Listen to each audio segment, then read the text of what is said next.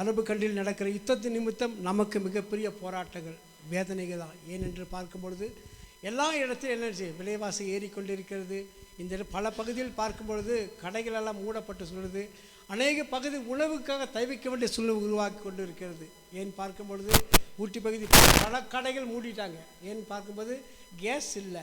இது கேஸ் எல்லாம் நினச்சிப்போம். நிறைய இடத்துல விவசாயிகள் பாதிக்கிறாங்க, சுற்றுலா ஸ்தலங்கள் பாதிக்கிறது. அநேக குடும்பங்களுக்கு எரிக்கிறதுக்கு என்ன இல்லை, கேஸ். இப்போ நிறைய பேர் கேஸில் போயிட்டாங்க.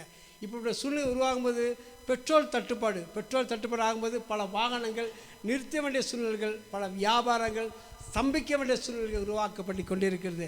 ஏன் தேசத்திலே சமாதானம் உண்டாக்கும்படியாக, அரபு கண்ட்ரியில் சமாதானம் உண்டாக்கும்படியாக இவர்கள் மாற்றி இவர்கள் குறை சொல்லி கொண்டு இருக்கிறாங்க. நான் செய்கிறது சரி, மாறி மாறி இஸ்ரேல் சண்டை போடுது, அமெரிக்கா சண்டை போடுது, இன்னும் வளைகுடா நாடு பல நாடுகள் சண்டை போடு, ஈரான் சண்டை போட்டு கொண்டிருக்கிறார்கள். ஆனாலும் தன் பக்கம் நியாயம் என்று சொல்லி பல உயிர்கள் போய்கொண்டிருக்கிறது. எங்கேயோ உயிர்கள் போய்கொள்ள, நம்ம ஊரில் உயிர்கள் போய்கொண்டிருக்குது. தேசத்தில் சமாதானம் கொடுக்கும்படியாக நாம் கருத்தாய் அதிகமாக ஜெபித்துக் கொள்ள வேண்டும். அது மாத்திரமில்லாமல் ரொம்ப வேதனைக்குரிய காரியம், நாம் சபையிலே எல்லோரும் தனிப்பட்ட முறையிலே இதற்காக அதிகமாக ஜெபித்துக் கொள்ளுங்கள். ஏனென்று பார்க்கும் பொழுது கடந்த நாட்களிலே நம் சபைக்கு வெளியிலிருந்து ஓடி வந்தாங்க. நம்ம சபையில் அற்புதங்கள் அதிசயம் நடந்தது, சுகம் உண்டானது, விடுதலை உண்டானது. இங்கேருந்து கடந்து போய் பல பகுதியில் ஊழிய செஞ்சோம். இங்கேருந்து கடந்து போய் பல குடும்பங்களை சந்தித்தோம்.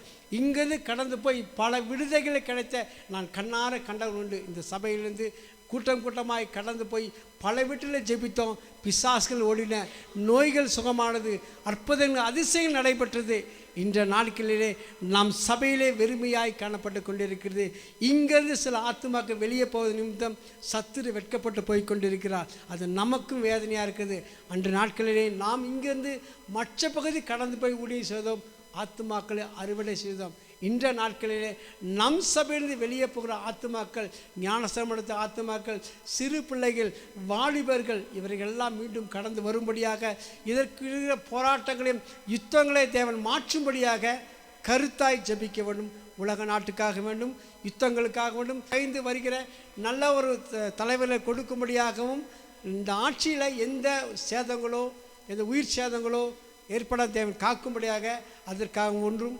அடுத்தபடியாக இந்த நாட்களிலே நிறைய இடத்துல பள்ளி பிள்ளைகள் பரீட்சை எழுதி கொண்டிருக்கிறார்கள். இந்த பரீட்சையில் வருகிற நாட்களில் தேர்வு ரிசல்ட் வருது. எப்படி எலெக்ஷன் ரிசல்ட் வருகிறதோ அது போல் பள்ளி தேர்வு ரிசல்ட் வருகிறது. இந்த பள்ளி தேர்வு ரிசல்ட்டில் நல்ல ஒரு மார்க்கை எடுக்கும்படியாக இதன் நிமித்தம் அநேக வாலிப பிள்ளைகள் தற்கொலை செய்து கொள்கிறார்கள். கஷ்டப்பட்டு வாலிபருக்கு முடியாது, கஷ்டப்பட்டு பெற்றோர்கள் வளர்த்தி உருவாக்கி அது நல்ல மார்க் கிடைக்கலான்னு தற்கொலை செய்து தற்கொலைகள் தேவன் மாற்றும்படியாக வாலிப பிள்ளைகள் இந்த நாட்களிலே மதுவுக்கும் கஞ்சாவுக்கும் போதைக்கும் பல கற்பனைக்கும் பல சூழ்நிலைக்கு என ஆளாக்கப்பட்ட கொள்கிறார்கள். பல பகுதியில் பார்க்கும் பொழுது நாளுக்கு நாள் சிறு குழந்தை கற்பழித்து கொள்கிறாங்க. பெரியவர்களை கொண்ட வயசு வித்தியாசம்லாம் என்ன பண்ணுறாங்க, எப்பொழுது கற்பழிக்கும் கொலைகளும் அதிகமாக நடைபெற்று கொண்டிருக்கிறது. தேசத்தில் இதனத்தை சாபங்கள் உண்டாக்கப்படுகிறது. தேச சமாதானத்தை கொடுக்கும்படியாக நல்ல ஒரு ஆட்சியை தேசத்தில் கொடுக்கும்படியாக